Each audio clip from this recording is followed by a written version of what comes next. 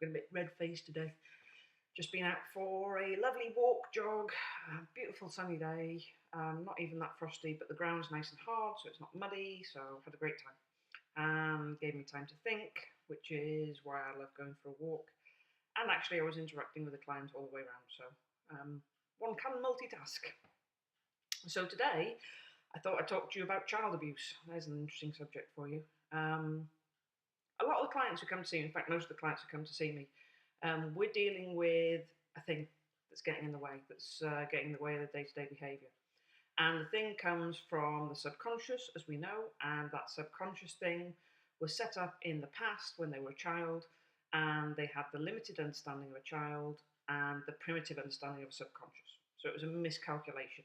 And a bit like throwing a pebble in a pond, the ripples from that miscalculation start to have very significant impact on their adult life, which is why they come and see me. Most people, I'm a last resort, I think I've mentioned this before, so the tipping point is where behaviour becomes so inhibiting to their day-to-day life that they feel they need to do something about it. And most people, or a lot of people, they say to me, there's no big deal. There's nothing big that really happened. I don't know. It seems crazy, whatever. But actually, it's the little things that cause the big problems, like the pebble in the pond.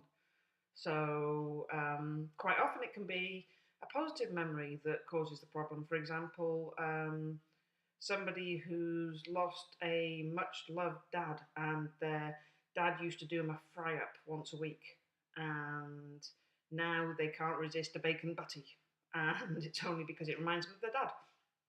Yeah, that's simple. These things happen all the time. But sometimes I do see people who have had pretty rubbish childhoods, and it never fails to amaze me how evil and vile some people can be. The things that they do to kids, it's horrendous. Whether it's emotional, physical, or sexual abuse, the just the scale of things that adults do to kids, it's beyond my comprehension, to be honest with you. And to some degree, it's beyond my comprehension how other people don't see what's going on, and or maybe they turn the other cheek. I don't know. They turn the blind eye, whatever. I just, and it's hard. It's hard for me as a therapist. It's hard for any therapist hearing really difficult stuff. But what makes it easier is I can help. That's what makes all this stuff wonderful in some ways. I'm very honoured and I'm very lucky that I can help people no matter what they come to me with, whether it's a small positive memory that is getting in the way of their life, or whether it's something horrendous that's happened in their childhood. Doesn't matter. I can help. And so when somebody comes to see me, whatever the problem is, that's what I'm thinking of. How do I help this person? What is the thing that I need to change that is getting in the way of their life? And we work together to do that. And I'm only as good as they are. So this is not about me. And to some degree, it's not all about them at the start. It's about both of us. It's about a partnership to work together. I become the guide to help them clear the stuff out of the way. And that's what makes it so rewarding when that works, and I'm able to help somebody. But not everybody's ready for that. I've had people come to see me with what seemed like a simple phobia, and it went back to stuff to do in childhood that was pretty horrible. I've had a lot of weight loss issues that have gone back to something horrible in childhood. Not all by any means, by the way. So more often than not, it's a positive memory that leads to weight gain. But I've had all sorts of things. And sometimes it kind of catches the client by surprise, They come to see me for a fear of heights, and it came down to something when they were a child and something horrible happened. And they might not be ready to deal with that. And that's okay. I can't help everybody. I will try. And if people give me a chance, I'll help them, but it doesn't always work. The other thing is that when working with clients, especially some of the more challenging situations that we come across, one of the nice things about being a therapist is I also learn from my clients. Most of my clients teach me something, and I have a love of learning, so that's a good thing for me. And whilst I don't engage personally, I don't give any of myself because I can't to my clients. Everybody's unique, everybody's different. So whatever happened to me is irrelevant. There are still those clients where it kind of touches a nerve a little close to home. And those can be a challenge for me personally to not get too emotionally involved and keep focused on how I can help this person as an individual with their own unique situation. But I also take lessons from it.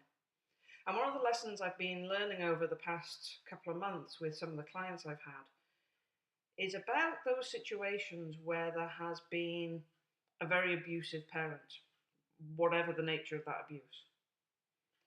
And how interesting it is to see that the client rarely blames that parent for what happened. They usually blame the other parent or somebody else, their siblings.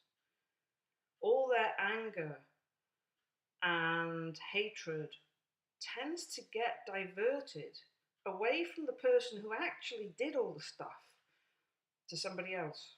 And I was thinking about this the other day, and I was thinking about it in my own context because that's true for me as well. I've never blamed the person or the people. And I was thinking, why is that? What? It's blatantly obvious, right? When I'm sitting there as a therapist with a client in the chair, for me, it's really obvious, but it's clearly not to them. What is it that means that they blame somebody else? And I realised that when I thought about it, to blame the person who did it to you would have to mean that you were blameless. It's kind of an either-or situation, isn't it? If it was their fault, it couldn't be your fault. Whereas if you blame somebody else for not getting you out of that situation, or for putting you into that situation, or for doing something else that you felt they should have done or not done, then you don't have to let go of blaming yourself, because that person is still there. They're kind of disassociated.